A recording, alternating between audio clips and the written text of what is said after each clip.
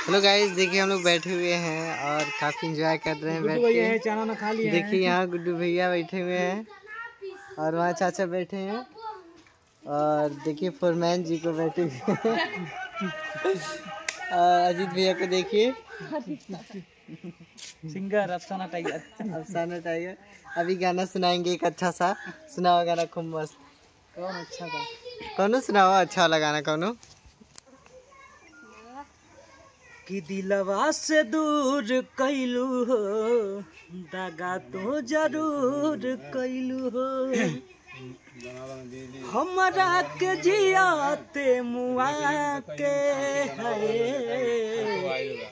खुश बाड़ू तू है दूसरा के कोरावा में जाके, खुश बाड़ू तू है दूसरा के कोरावा में जाके। तो आप लोग को गाना पसंद आया तो प्लीज़ आप लोग वीडियो को देखिएगा और मेरे लाइव से इसे बने रहिएगा और कमेंट में ज़रूर बताइएगा कि फिर से इनको गाना गवाएं कि नहीं गवाएं, ठीक है। और फिर से एक अच्छा सा गाना गवा रहे हैं इनसे, ट्रेंड में जो है